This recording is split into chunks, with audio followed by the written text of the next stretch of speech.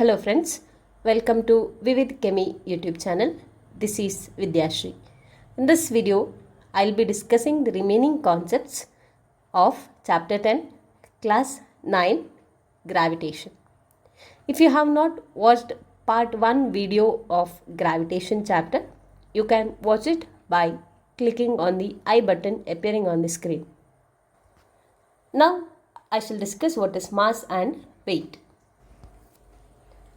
Mass of an object is a measure of inertia.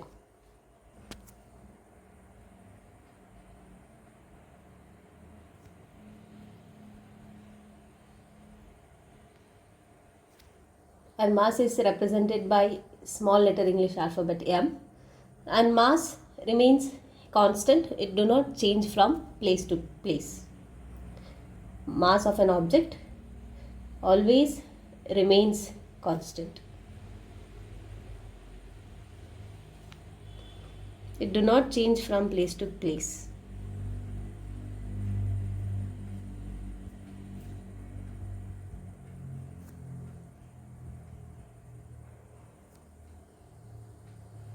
Now discussing about weight. Weight is represented by capital letter English alphabet W. Weight of an object is the force with which it is attracted towards the earth.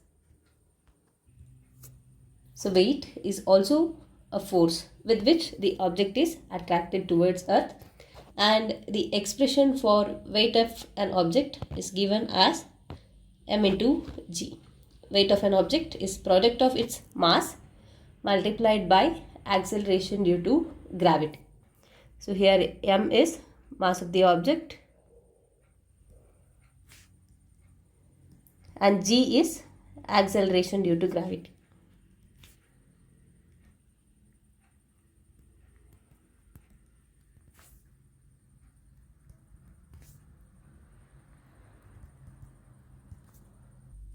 Now we all know that value of g varies from place to place.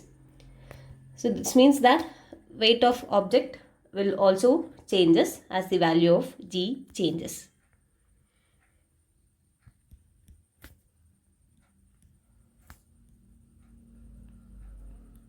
So it's important here for you to note that mass of the object, the small letter m, that remains same wherever you go. M is constant, whereas weight of the object W, that varies from place to place. So this is important to remember.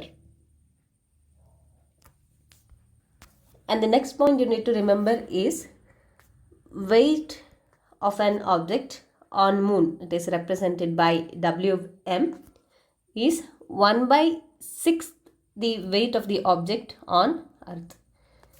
So this is important, where Wm, it represents weight of object on moon.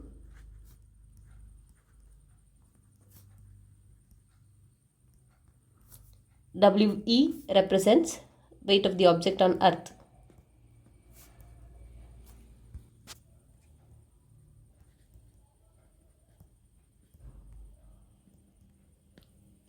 So the same equation, you can also write it as Wm divided by We is equal to 1/6.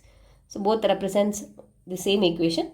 Weight of an object on moon is 1/6 the weight on earth.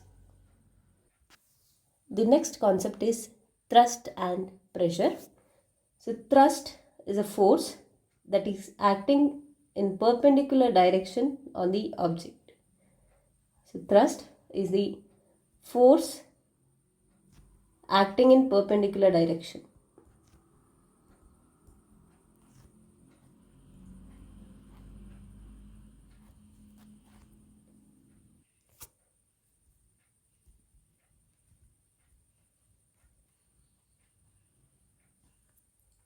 And since thrust is nothing but it is also force, its unit is Newton. SI unit of thrust is Newton.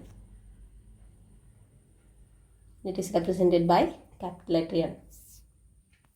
And you should remember that the effect of this force which is acting perpendicular to the surface, means that of the thrust, it depends on the area.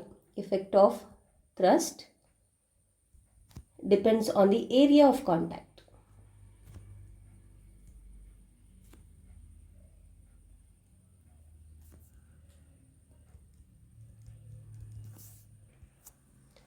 Then is pressure. Pressure is nothing but it is thrust per unit area.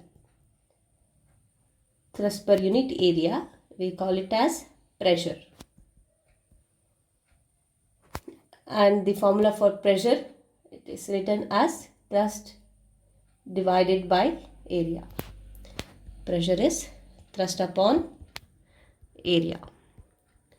Or the same can be written as it is force acting per unit area. So now coming to the SI unit of pressure. So from this formula we can write the unit of thrust is Newton, divided by area is meter square. That means the unit is Newton per meter square. So the SI unit, the same unit, is known as Pascal. It is represented by PA. So Pascal is the SI unit of pressure. From the expression of pressure, we can tell that force acting on a smaller area gives more pressure. Force acting on a smaller area applies more pressure.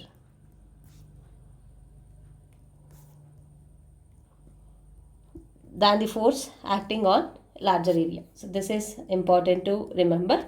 Force acting on smaller area, that gives more pressure, and the effect of this force, that is depends on area of contact. It is based on this concept that we can explain why knives have sharp edges.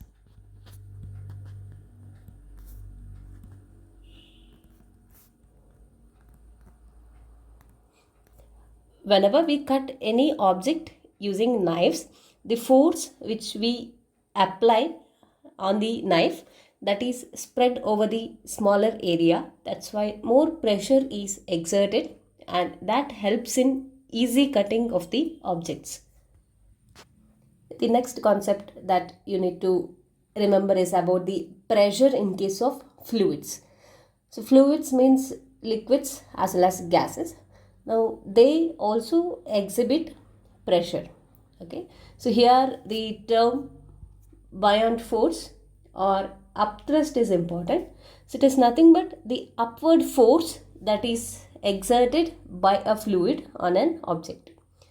See, whenever we fill a plastic water bottle and we immerse it in a bucket of water, as soon as you remove your hand, the water bottle will start floating on the surface of water. Okay, so there water has exerted a upward force on the water bottle, and that particular force we call it as upthrust or buoyant force. And the magnitude of this force, that depends on the density of the liquid.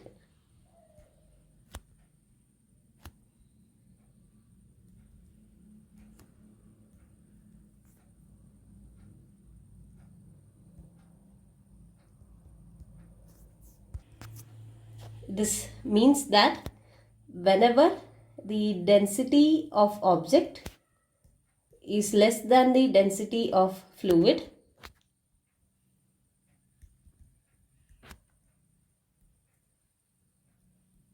the object will float. And whenever the density of object is greater than the density of fluid, the object will sink in the fluid. So this is the condition whether the object will float or sink in any fluid. So this is also important to remember. Whenever the density of object is lesser than the density of the fluid, the object will float on the surface of the fluid. Whenever the density of object is greater than the density of the fluid, then the object will sink in that fluid. Examples, as I already told, plastic bottle will float on water. It is because the density of water bottle is lesser than the density of water. So that's why it floats on water. Same way, if you consider iron nail, it will sink in water. It is because the density of iron nail is greater than the density of water. And the other important thing to remember here is about density. So density is nothing but it is the mass per unit volume. So density is mass divided by volume. So if you want to define it, then density is nothing but it is mass per unit volume. So the density is represented as small letter alphabet D, and mass is represented as m, and volume is d. And the expression for density is mass divided by volume. So if you want to write a unit, so we can write unit of mass is kg, and unit of volume it is meter cube, and therefore the SI unit of density is kg per meter cube. So this is the unit of density. It is kg per meter cube. The next concept you need to remember is Archimedes principle, and the statement of Archimedes principle is as such.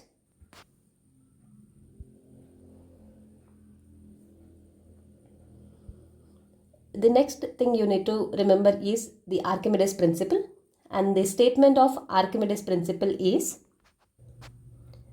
when a body is immersed fully or partially in a fluid, it experiences an upward force that is equal to the weight of the fluid displaced by it.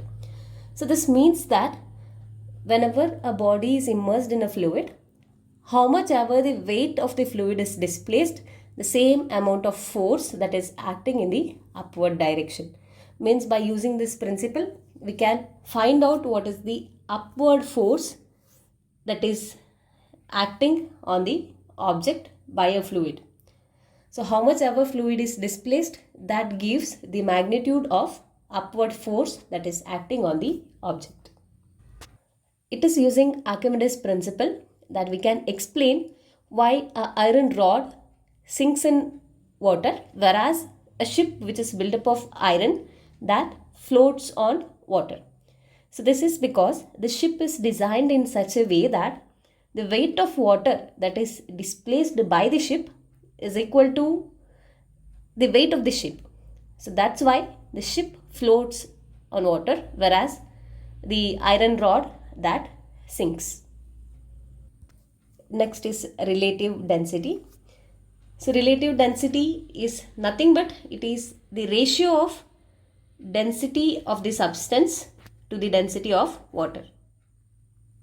Ratio of density of substance to that of density of water. So this we call it as relative density. These are the concepts that is left undiscussed in my previous video that we have completed in this video. Now we will see a few questions based on these topics discussed here. First question: the mass of the body on moon is 40 kg. What is the weight on the earth? Option A 240 kg, option B 392 newtons, option C 240 newtons, option D 400 kg. So in the question they have given mass of the body on moon. Mass on moon, I'll represent it as mm, and it is given as 40 kg. And they have asked us to find what is the weight of the object on earth. So just now we have discussed that the unit of weight is newtons. So from this we can rule out option A and option D because the unit is given as kg. The unit of weight is newtons. So now we have to find a correct answer among B and C. Okay. And in the question they have given mass of the object. So I told you mass do not vary, or I told mass remains constant for object wherever you go. So means mass of the object on moon is same as that of the mass of the object on earth, and it is 40 kg. So whenever we have mass in our hand, we can calculate the weight very easily. Weight is nothing but it is the force acting on the object, right? So it is the product of mass and acceleration due to gravity. So it is 40 kg into g value is 9.8 meter per second square. So this is 392 kg meter per second square. So kg meter per second square is nothing but it is Newton. So the answer is 392 newtons. Therefore the right answer is option B. Second question. The SI unit of pressure is option A Newton meter square, option B Newton per meter, option C Newton per meter square, option D Newton square per meter square. So if you know the answer directly, you can directly mark the answer. If you don't know what is the SI unit, so first you write the formula for pressure. Pressure is nothing but it is the thrust acting per unit area, or it is the force acting per unit area. What is the unit of force? So unit of force is Newton and unit of area is meter square. So from this you can write the SI unit of pressure as Newton per meter square, and therefore the right answer here is option C Newton per meter square. Next question. When a ship floats in a seawater, option A, the weight of water displaced is greater than the weight of the ship. Option B, the weight of water displaced is lesser than the weight of ship. Option C, the weight of water displaced is equal to the weight of the ship. Option D, it displaces no water. So this question is based on Archimedes principle. Whenever a ship floats in seawater, it means that weight of the ship and the displaced water are in the same amount. So therefore the right answer here is option C. The weight of the water displaced is equal to the weight of the ship. I'll end this video here. In my next video, I'll come up with a new topic. Thank you for watching. Like and share the video if the contents provided are useful to you. Subscribe to my channel to get more updates.